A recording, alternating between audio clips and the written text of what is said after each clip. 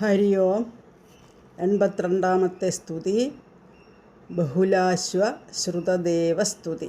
ഇത് ഭാഗവതത്തിൽ 10-ാമത്തെ സ്കന്ധം 86-ാമത്തെ അധ്യായം 31 മുതൽ 36 വരെയും 44 മുതൽ 49 വരെയും ശ്ലോകങ്ങൾ. മിഥിലയിൽ ബഹുലാശ്വൻ എന്ന പ്രസിദ്ധനും ജനകവംശജനും ഹരിഭക്തനുമായ രാജാവായിരുന്നു. അദ്ദേഹം അഹങ്കാരാദി ദോഷങ്ങളില്ലാത്തവനുമായിരുന്നു. ശ്രുതദേവനെന്ന് പ്രസിദ്ധനും ഭഗവത് ഭക്തിയിൽ കൃതാർത്ഥനും പരമശാന്തനും അനാസക്തനും ദ്വിജനും ഗൃഹസ്ഥാശ്രമിയുമായ ഒരു ഭക്തൻ കൃഷ്ണനുണ്ടായിരുന്നു. അദ്ദേഹം യദൃച്ഛയാ കിട്ടുന്നതുകൊണ്ട് തികച്ചും തൃപ്തനായി അവശ്യം ചെയ്യേണ്ട എല്ലാ കൃത്യങ്ങളും നിർവഹിച്ചുകൊണ്ട് വിദേഹരാജ്യത്ത് മിഥിലാപുരിയിൽ താമസിച്ചു. ബഹുലാശ്വനും ശ്രുതദേവനും ഒരുപോലെ കൃഷ്ണഭക്തരുമായിരുന്നു. ഇവരെ രണ്ടുപേരെയും അനുഗ്രഹിക്കണമെന്ന ലക്ഷ്യത്തോടെ ഭഗവാൻ നാരദൻ, വാമദേവൻ, അത്രി, വ്യാസൻ, പരശുരാമൻ, അസിതൻ, അരുണി, ശുകൻ, ബൃഹസ്പതി, കണ്വൻ, മൈത്രേയൻ, ച്യവനൻ മുതലായ മുനീശ്വരന്മാരുമൊത്ത് മിഥിലയിൽ ചെന്നു. മിഥില രാജാവും ശ്രുതദേവനും ജഗദ്ഗുരുവായ ഭഗവാൻ തങ്ങളെ അനുഗ്രഹിക്കുന്നതിനായി വന്നതാണെന്നറിഞ്ഞ് ഭഗവാന്റെ പാദങ്ങളിൽ സാഷ്ടാംഗം നമസ്കരിച്ചു.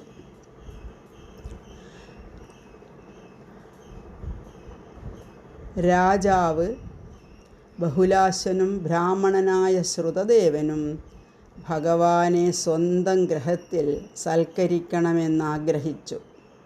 ഭഗവാൻ 2 രൂപം സ്വീകരിച്ച് അവരറിയാതെ ഒരേ സമയം മഹർഷിമാരോടുകൂടി 2 ഗൃഹത്തിലേക്കും ചെന്നു. ബഹുലാശ്വരാജാവിൻ്റെ ശ്രുതി കേൾക്കാം. രാജോവാച ഭവാൻ ഹി സർവഭൂതാനാം ആത്മാ സാക്ഷി സ്വദൃക് വിഭോ അധനസ്ത്വത്പദാംഭോജം സ്മരതാം ദർശനം ഗതഃ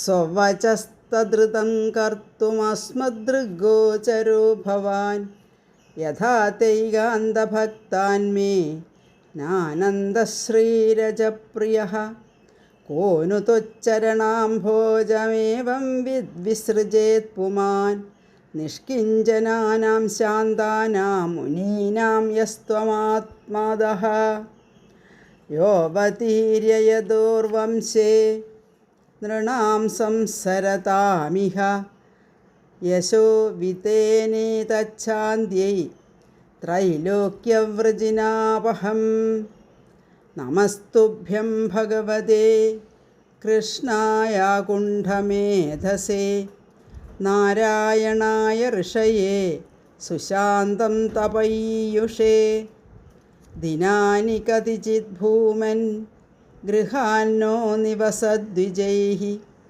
സമേതപാദരജസാ പുനീഹീതം നിമേ കുലം. രാജാവ് പറഞ്ഞു. ആനന്ദാശ്രുക്കൾ പൊഴിച്ചുകൊണ്ട് നമസ്കരിച്ച് ശ്രേഷ്ഠമായ ആസനങ്ങൾ കൊടുത്ത് ഇരുത്തി അവരുടെ പാദങ്ങൾ കഴുകിച്ച് ലോകം മുഴുവൻ ശുദ്ധീകരിക്കുന്ന പുണ്യതീർത്ഥം സകുടുംബം ശിരസിൽ തളിച്ച് ഭഗവാനെയും മുനികളെയും ചന്ദനം, മാലകൾ, വസ്ത്രങ്ങൾ, ആഭരണങ്ങൾ, ധൂപദീപങ്ങൾ, അർഘ്യപാദ്യാദികൾ, പശുക്കൾ മുതലായവ കൊണ്ടും പൂജ ചെയ്തു.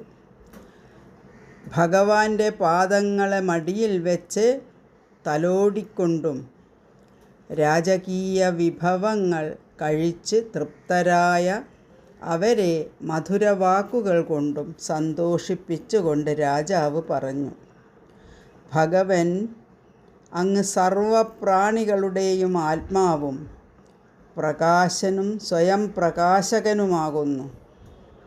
എന്നിട്ടും അങ്ങ് പാദങ്ങളെ സ്മരിച്ചു കൊണ്ടിരിക്കുന്ന ഞങ്ങൾക്ക് ദർശനം തന്നു.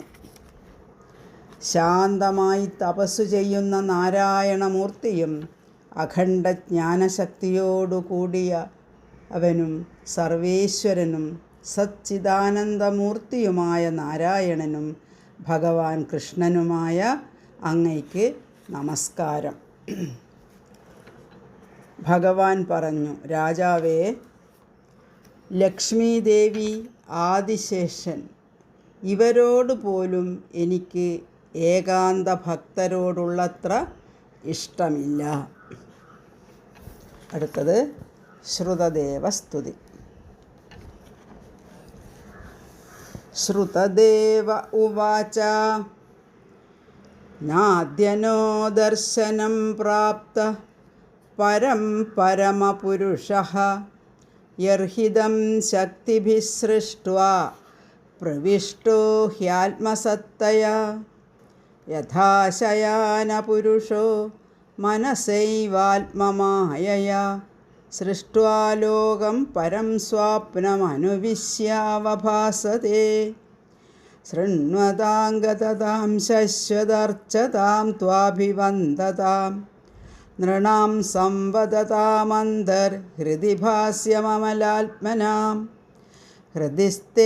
ഹൃദിസ്ഥോപ്യതിദൂരസ്ഥ കർമ്മവിക്ഷിപ്തചേതസാം ആത്മശക്തിഭിരഗ്രാഹ്യോപ്യന്ത്യുപേതഗുണാത്മനാം നമോസ്തു തേധ്യാത്മവിദാം പരാത്മനി അനാത്മനെ സ്വാത്മവിഭക്തമൃത്യവേ സകാരണാകാരണലിംഗമീയുഷേ സ്വമായയാ സംവൃതരുദ്ധദൃഷ്ടയേ സത്വം ചാദിസ്വഭൃത്യാന്ന കിം ദേവ കരവാമഹേ ഏതദന്തോ നൃണാം ക്ലേശോ യദ്ഭവാൻ അക്ഷിഗോചരഃ.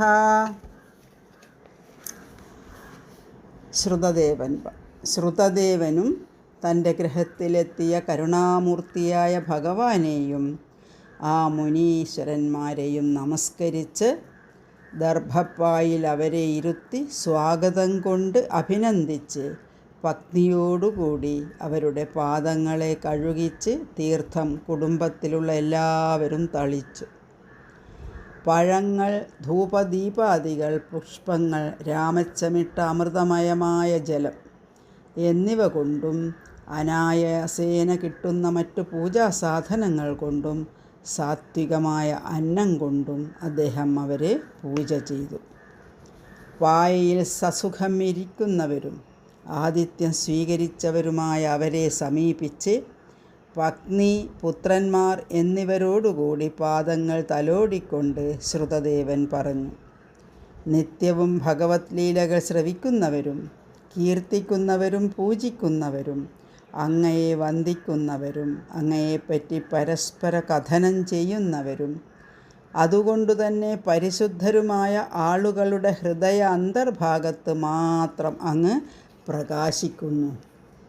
ആത്മജ്ഞാനമുള്ളവർക്ക് പരമാത്മരൂപനായി പ്രകാശിച്ച് നിത്യാനന്ദമരുളുന്നവനും പ്രകൃതിയെ നിയന്ത്രിക്കുന്നവനും യോഗമായയാൽ മറക്കപ്പെടാത്ത ദൃഷ്ടിയോടുകൂടിയവനും മറ്റുള്ളതിൻ്റെ ദൃഷ്ടിയെ മറക്കുന്നവനുമായ അങ്ങയ്ക്ക് നമസ്കാരം. ഭഗവാന്റെ കാല് തടവിക്കൊണ്ട് ദർശനം തന്നതിൽ ബ്രാഹ്മണൻ സന്തോഷം പ്രകടിപ്പിച്ചു.